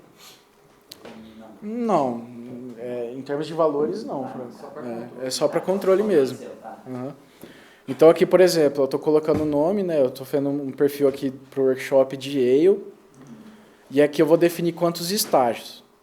O que são esses estágios? São os estágios realmente que você vai usar antes do invase. Então, por exemplo, eu costumo usar um ciclo de 3 semanas, né? Uma semana de fermentação primária, uma semana de fermentação secundária, uma fermentação de maturação a frio. Aí invasa. Então eu vou colocar aqui um de 3 estágios. Então eu vou deixar 7 dias a 18 graus, por exemplo. Onde você foi para criar um novo, cara, que eu não vi? Aqui no Profiles mesmo. Fermentation Profiles. Aí aqui é de Ferm. Aí mais 7 dias a... Vou querer subir um pouquinho a temperatura nessa semana, vou deixar 23 graus. Aí ele tem aqui, ó, start e end, né? Então, por exemplo, assim, é muito comum em cerveja belga, o cara que às vezes quer um perfil tanto de ésteres quanto fenólicos, ele começa uma temperatura mais baixa e vai subindo no percurso. Então vamos supor que eu comecei aqui com 16 graus e vou terminar essa fermentação com 23. É essa rampa aí, né? Mas aí você vai mudando durante os dias. Né? Exatamente, Ele não tem uma opção para cada dia. Fica a seu critério fazer essa alteração, né? E aí o outro 7 dias aqui que eu vou deixar 0 graus, vamos supor. No caso seria a maturação. Isso, a maturação fria. O cold crash, né? Esse age é o período que você vai deixar a cerveja descansando. Por exemplo, se você vai engarrafar ela, quanto tempo eu vou deixar a cool prime lá? Por exemplo, 25 dias, a temperatura lá do quartinho que eu deixo é 25 graus, entendeu? Isso aí já entrou em engarrafamento. Esse age já é a parte que já está envasada, é o período que você vai deixar descansando. Lembrando que isso pode ser, por exemplo, um barril de chopp. Aí eu vou deixar uma semana, 7 dias a 0 graus, vamos supor. Isso aí a gente mexe lá na receita depois. Beleza? Aí eu estava fazendo um teste aqui, no caso eu coloquei 2 estágios, ele continua. Na verdade ele deixa o gráfico do terceiro, mas o terceiro é depois de engarrafado, né? É isso? Ele sempre mostra o gráfico contando o período de descanso. Esse age, entendeu? Bom, a parte aqui de perfis é essa. Alguma dúvida nessa parte? Quer que repasse algum... Beleza? Bom, vamos para a parte de ingredientes, então. Bom. Aqui tem a parte de grãos, né?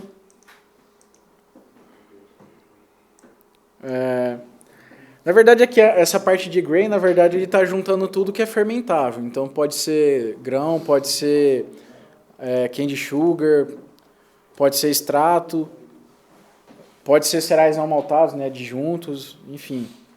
Aí tem os que tem aqui por padrão no programa. Só que, a menos que a gente tenha certeza que a gente está usando esse ingrediente, não rola fazer a receita com esses que estão aqui no programa, tá? O correto é você sempre adicionar os ingredientes que você tem em casa. Quais são as 2 formas de fazer isso? Alguém te disponibilizando o arquivo com esses ingredientes ou você inserindo manualmente. Primeiro que eu vou ensinar a inserir manualmente. Por exemplo, assim, tem alguns ingredientes aqui que você pode usar o padrãozinho aqui, porque a similaridade com o que você vai ter vai ser muito próximo. Por exemplo, se eu vou fazer uma receita com aveia, aí já tem aqui, flocos de aveia. Usa esse aqui mesmo, não tem problema. A menos que você tenha um relatório da aveia que você está comprando. Acho que a grande maioria aqui, por exemplo, se vai usar aveia, o cara vai lá no mercado, compra uma caixinha de aveia e flocos e usa. Felizmente a gente não vai ter todas essas informações que a gente precisa colocar aqui na caixinha. Então, usa esse aqui mesmo. Já são valores médios, né? Bom, beleza, vamos criar um malte aqui. Vamos supor que eu fiz uma compra na WE, aí eu comprei o Global Malt Pilsen. Eu não consegui achar o perfil dele para baixar, assim, né? Então eu precisei fazer. Como que a gente vai fazer? A gente vem aqui em adicionar grão, coloca o nome.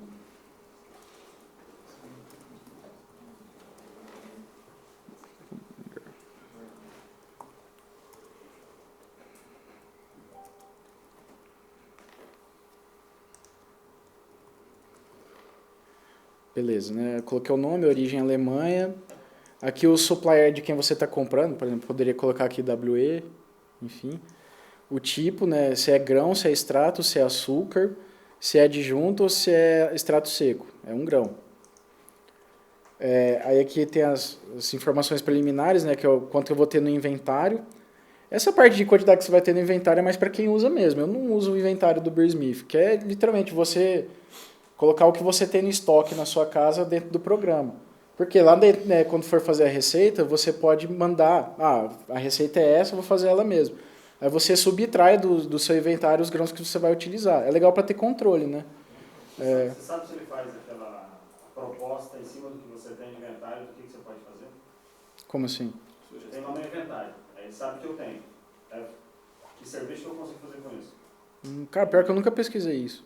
Porque tem vários programas que são de bar e coisa assim, que é assim. Você cadastra tudo que você tem, daí você pede para ele o que você pode fazer com Eu acho que não. No caso aqui do Beersmith, eu tenho quase certeza que não. Bom, vamos lá. Aqui eu vou deixar em branco mesmo, porque eu não uso inventário, né? Vai ficar a seu critério. Aqui é o preço por quilo, eu vou deixar 0. Aqui é a quantidade máxima que você pode usar no bash, né? Porque a gente sabe, por exemplo, malte torrado, vamos supor, tem a recomendação do fabricante, né? 5%, 10%, enfim. O Pilsen a gente sabe que é 100%. Aqui a cor... Aí aqui, nessa parte de Max em Bash para frente, a gente já precisa ter os dados do grão. Qual a forma mais correta de obter esses dados? Entrando em contato com o vendedor por e-mail e pedindo análise do malte. Então, por exemplo, eu fiz a compra do Global Pilsen para abraçagem coletiva lá do Homebrew. Aí, como eu sabia que ia dar o workshop aqui, eu já pedi para ele o datasheet do malte, né? Eu falei, cara, eu preciso da análise dos maltes que eu comprei com você. Aí eu já fiz o download aqui, né? Vai vir esse cara aqui, ó, no caso da Global Malt. Aí tem um monte de informação aqui, né? Eu vou explicar assim, algumas coisas mais por curiosidade mesmo, mas o que importa pra gente é isso aqui. Bom, vamos falar um por um aqui do que for mais relevante. Isso aqui é a umidade do malte, tá? Esse primeiro item. Um bom malte, ele tem umidade em até 6%, tá? Então, até, por exemplo, para controle de qualidade, se você quer ter certeza que o malte que você está comprando vem em um bom estado, você pode pedir o relatório do malte antes mesmo de comprar. Você entra em contato, cara, eu queria o relatório do malte que vocês estão vendendo e tal. Se ele tem essa umidade assim de 6% para cima, significa que, pelo que eu li, estudei, que a maltagem mesmo do grão não foi feita da melhor forma que podia ser. Enfim, resumindo, vai ser um malte de má qualidade.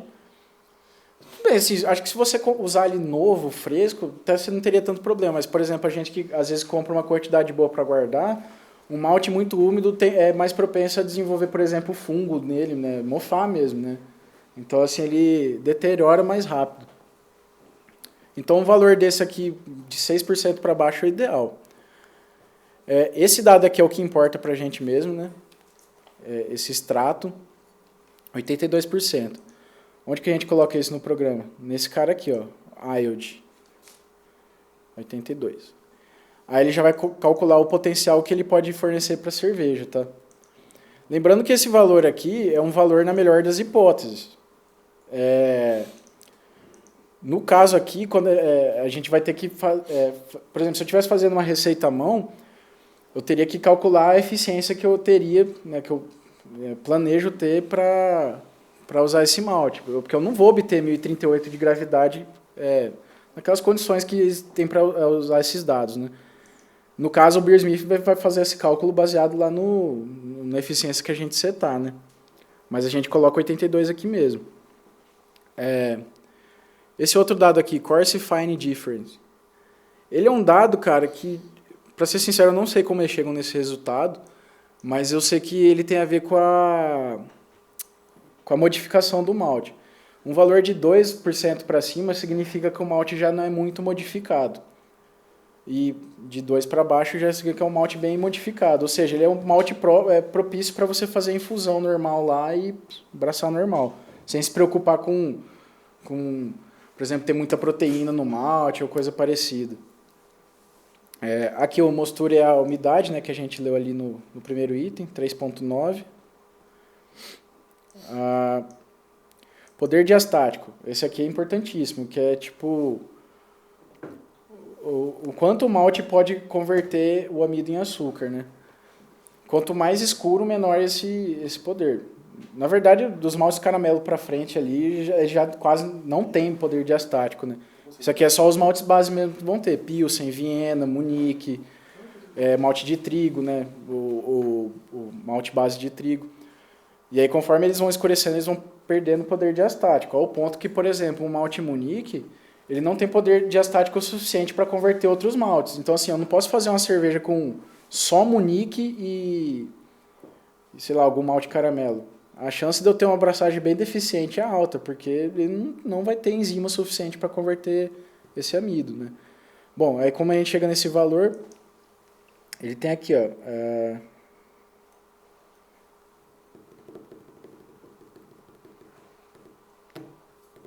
Cara, pior que nessa análise não tem o poder diastático, por incrível que pareça. Tem no site da WE, vamos ver lá.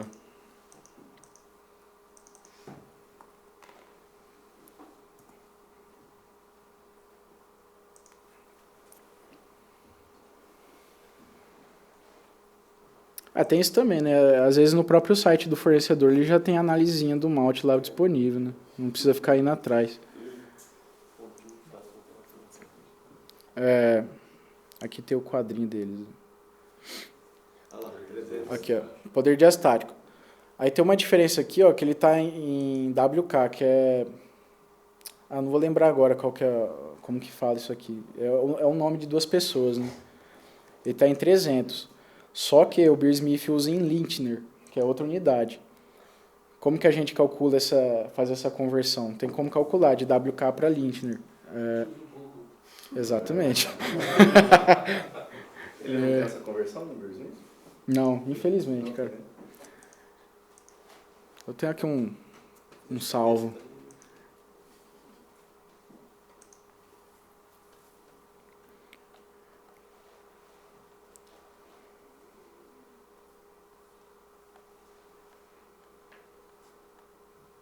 Aqui, ó. Lintner é igual a WK mais 16 dividido por 3,5. Então, vamos lá.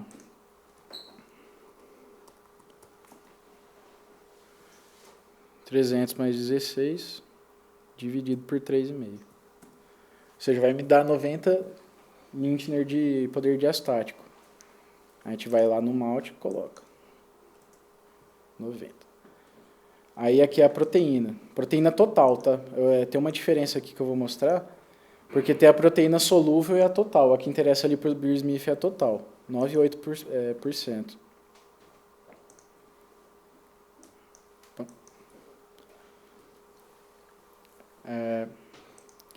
Assim, só por curiosidade, alguns itens que tem aqui no datasheet. Por exemplo, esse Callback Index.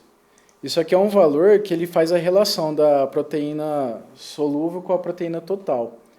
Se ele tem um valor que fica ali entre 36 e 42, mais ou menos, significa que ele é um malte bem modificado. Também entra naquela questão da modificação do malte. É outro valor que você pode usar como referência. Só por curiosidade, tá? Se ele tem um valor muito mais alto que isso ou muito mais baixo que isso, não é um malte bem modificado ou até mesmo com qualidade duvidosa, né? Nitrogênio solúvel também é muito importante. O nitrogênio solúvel está relacionado com a proteína. É importante na fermentação. Porque a célula precisa do nitrogênio como nutriente. Quanto mais, melhor também? Não, tem um valor ideal, né? Um valor ideal, Até pode ter relacionado com isso também.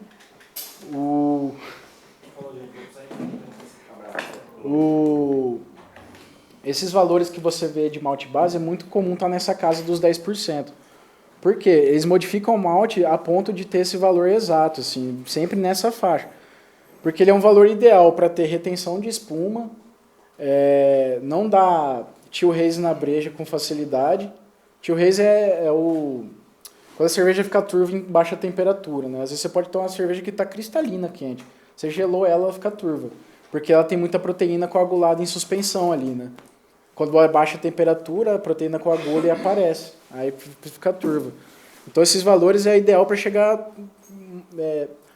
dizer assim, é um requisito da indústria cervejeira. É um valor que é ideal para atender vários fatores da produção.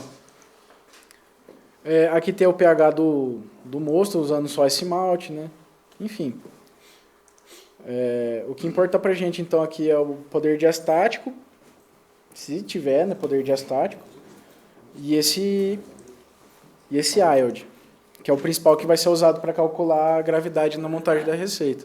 Ali, quando você colocou esse IOD, 82, alguma coisa assim, aquela gravidade ali mudou, né? Aqui, né? Isso significa que essa gravidade você pode editar isso aí, ou seja, você pode fazer o inverso. Se eu quero uma gravidade com algo X, eu tenho que ter um malte com yield Y. Entendeu? Porque na intuição talvez essa gravidade já que você pode editar... É que na verdade é assim, Fran. O potencial de fornecimento aqui, ele está diretamente relacionado ao wild. Se eu modificar um, eu modifico o outro. Então, é isso que eu estou querendo dizer. Então você pode fazer o inverso. Eu quero ter um malte que me dê uma gravidade de 1050. Certo. Na melhor das hipóteses. Tá. Aí eu teria que ter um malte com um yield aí com essa bem mais característica. alto. Dá pra gente ver aqui, ó. Entendeu? Teria que ter um yield de 100%. Entendeu? Algo mais ou menos assim. Aham. Beleza.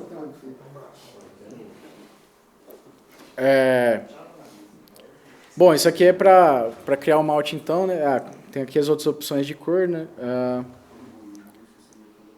Aqui 3.7 EBC é a cor que ele me dá. 3.7. É recomendado fazer mesh no malte Pilsen? É obrigatório, na verdade. É um malte que precisa ser... O mesh é ser braçado mesmo, né? Por que tem esse negócio de recomenda de mesh? Por exemplo, se eu posso... alguns maltes caramelo, assim, os cristais mais escuros, malte torrado, eu não preciso necessariamente colocar eles na abraçagem. Eu posso fazer um steepage, que eles chamam, né? Que é você colocar eles em água quente separado e depois só pegar esse caldo que vai formar e jogar na fervura do que eu bracei. Água quente ou fria, né? Aí tem várias técnicas, né? Por que disso? Às vezes pode ser uma forma de você controlar alguma propriedade da cerveja. Por exemplo, o malte torrado, ele costuma não, é sempre que ele aumenta, ele acidifica o mosto, né? Ele dá propriedades ácidas. Se você não fez um controle de correção da água para lidar com essa acidez que ele vai fornecer, é recomendado você não usar ele na abraçagem, se você não tiver como fazer esse controle. Então faz um steepage separado e joga na fervura ali depois, entendeu? Enfim. Aqui é uma opção assim, se for um ingrediente que você tem que jogar ele depois da fervura, não é o caso, e se ele não é fermentável. Por exemplo... Sei lá, dá um exemplo, Thiago. Pode ser. Canela. Ou assim, algum malte que seja... Casca. Esse tipo de coisa. Ok, vamos lá.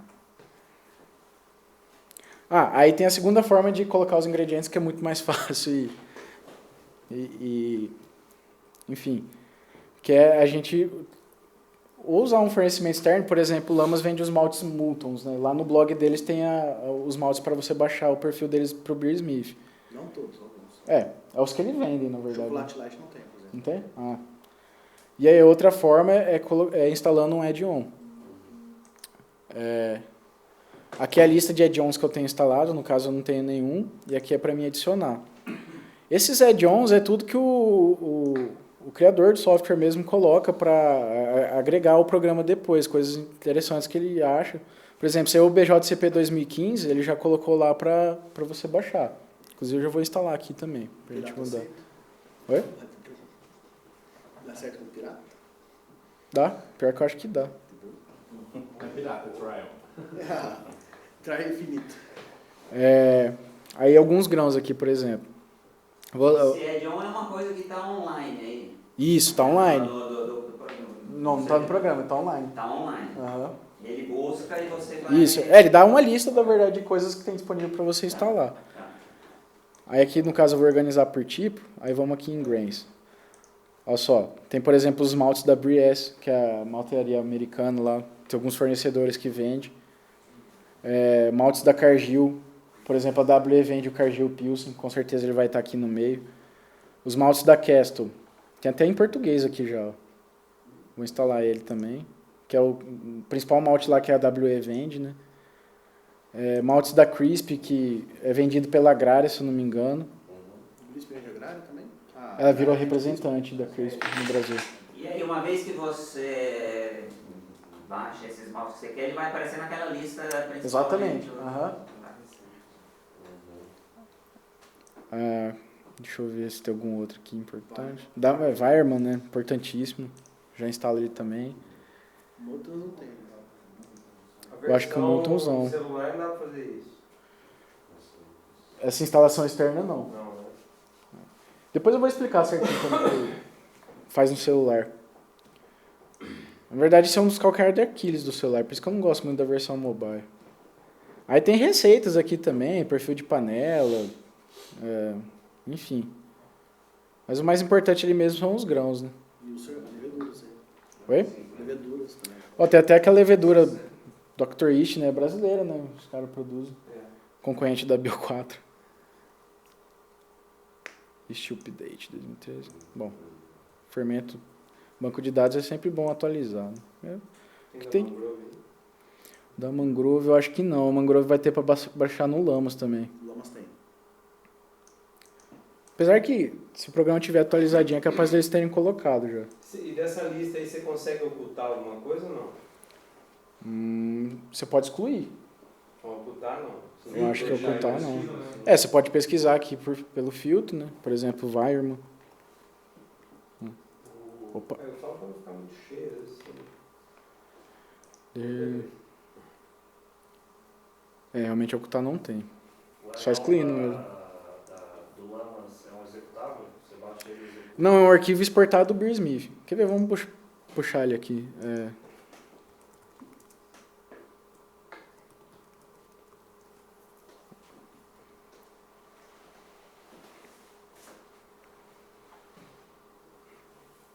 Mas eu acho que no próprio ali vai ter que ver uma loja mesmo, não? Aqui, ó.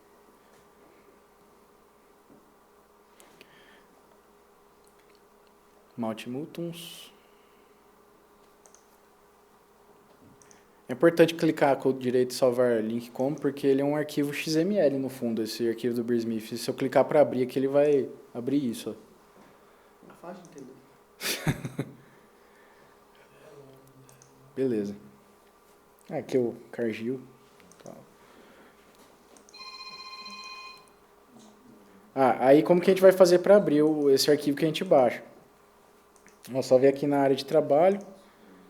É um arquivo BSMX. Se você der 2 cliques nele ali, ele não vai... Ele abre se tiver com o programa fechado. Se você der 2 cliques com o programa aberto, ele fala que já tem uma cópia do programa aberto. É um bugzinho, vamos dizer assim. Mas vem aqui em File, Open File, área de trabalho, Mutons. Aí vai estar aqui a lista de malte. Abrir o arquivo, não coloca eles no banco de dados. O que eu tenho que fazer? Vim aqui, selecionar, copy, vim aqui na lista de grãos, paste. Agora eles estão no banco. Por exemplo, Mutons. Aí, tá aqui. Beleza? Tem algum lugar para achar junto? Só se for no Add-on mesmo. Ou pesquisando no Google. Aí você procura lá, adjunto. Confiável assim, não? Que eu conheça, não. Aí já vou aproveitar aqui para mudar para o BJCP 2015. Deixar... Quer usar milho? Quer? Popcorn IPA. Pega a corda, vamos enforcar. Quer usar fécula de mandioca também? Pessoal, aqui nessa parte de inserção de ingredientes... aí tem aqui também, lógico, lúpulo e levedura, né? Que é quase mas, pô, levedura aqui já tem um monte, cara. um... Tem da Mangrove já por default. Oi? Da Mangrove já tem por default, tá atualizado. Só vou mostrar aqui quais são aqui o perfil da levedura para mostrar caso alguém queira adicionar. Mas o que está incluso aqui? É a quantidade que você tem no inventário, quantidade de células que vem no vial por padrão quando saiu da fábrica. Então, por exemplo, se eu estou com uma levedura líquida lá, quando ela está nova, eu sei que um vialzinho pequeno, geralmente, é assim, o fabricante que vai te fornecer essa informação, né? Mas é 100 bilhões, no caso da levedura líquida. Aqui é a data de fabricação mesmo, que ela foi para o mercado. Isso aqui é importante porque ele vai calcular a viabilidade do vial, né? Ou seja, se ela é uma levedura de 2011, ela tem 5% de viabilidade. Ou seja, daquelas 100 bilhões de células, só 5% está viva. Aqui preço, nome, né, laboratório, tipo, ale, lager, vinho, champanhe, trigo. Legal, é interessante que tem cara que diferencia levedura de trigo de ale. É uma levedura tão específica que os caras até coloca como coisa diferente, né? A forma, líquido, seca, slant é lama, né? E cultura. No caso, o cara que faz, como dizer, faz a cultura da levedura em casa mesmo, né? Que quase ninguém vai fazer, né? Acho que só o Felipe faz isso aqui. A floculação, né? Também é a informação que o fabricante vai te fornecer. Floculação é a propriedade que a levedura tem de ir para o fundo, formar flocos e decantar no fundo do fermentador, né? Por exemplo, uma levedura que tem floculação alta para muito alta é a S04. Uma que quase não flocula, que é baixa, é a WB06, T58. Aí aqui é a atenuação máxima, mínima e máxima. O range de temperatura que é recomendado ela trabalhar. Aqui já é informação mais para quem faz reuso e cultura de levedura, né? E também isso aqui seria arbitrário definir um valor para isso. É de opinião. Mas enfim, os perfis de levedura é isso aqui. E aí entra aquela que eu te falei lá no fermento seco, é aí também? Sim, ele está aqui na lista. Aquele que você usou até na abraçagem lá da Semana Gastronômica, Workhorse, né? Está aqui ele. Olha o range de temperatura dele. Entre 15 graus Celsius e 32 graus Celsius. Foi bom. Léo, a gente usou também o E05, tá? É? Ah, que bom, cara. 25 centavos na minha conta. É só para entender, lá na Semana Gastronômica a gente fez a abraçagem lá, ia ficar fermentando lá mesmo pro pessoal ver. Até a gente usou bombona de água, assim, para ficar uma coisa bem visual. Aí, como assim, não tinha ter controle de temperatura, a gente usou uma cepa que permitia, era menos suscetível a sofrer com mudança brusca de temperatura. Então a gente usou essa aí. Você vai de faixa de lager praticamente altíssima, né? Tipo, clima australiano, né? Enfim. Bom, beleza. Aí aqui também tá a parte de lúpulos, a lista gigante aqui. Só observação, aqui na parte dos lúpulos, eles vêm com valores médios, tá? Você pode editar isso aí também. Você pode editar. Eu recomendo editar na receita. Na hora que você está montando a receitinha lá, edita. Aí você vai ver lá no pacotinho que você recebeu quantos % de alfa-ácido. Aí, 25% cada 6 meses, né? Não, depende da espécie. Depende da variedade. Como que acha isso, internet? Tem aqui no próprio Beer Smith. Eu vou mostrar certinho lá na parte de dicas. No caso aí, por exemplo, se você coloca aí, no caso do lúpulo, o que você colocar aí, ele não já vai lá para calcular o seu IBU, não. Aqui nessa parte não. Isso a cálculo vai ser feito na receita. Uhum. Aqui são valores médios, tá? Então é sempre assim, na hora da receita, você atualizar esse valor lá. Aí a gente vai ver certinho na receita como faz. Basicamente, se quiser inserir algum, né, os valores são esses. Tipo, se é de amargor, aroma, ou se é de duplo propósito. A forma dele, se é pellet, se é plug ou se é folha.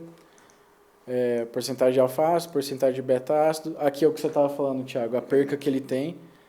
Assim, o quanto ele perde de alfa-ácido a cada 6 meses.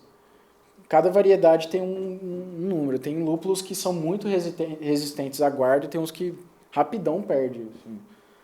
Enfim. Deixa eu ver. Aqui, miscelâneos é tipo qualquer ingrediente que não seja grão, lúpulo ou fermento. Por exemplo, na saison que eu marco lá, nosso grupo fez na abraçagem coletiva, a gente usou burrito, que é uma erva que tem aqui no estado, no Paraguai, enfim. O pessoal usa no tereré. Aí eu acrescentei ele aqui nessa lista, né? Só que assim, não tem muita informação aqui. Você chega e coloca burrito. Ele é uma erva. Aí, quantidade aqui, tipo... A quantidade recomendada desse ingrediente para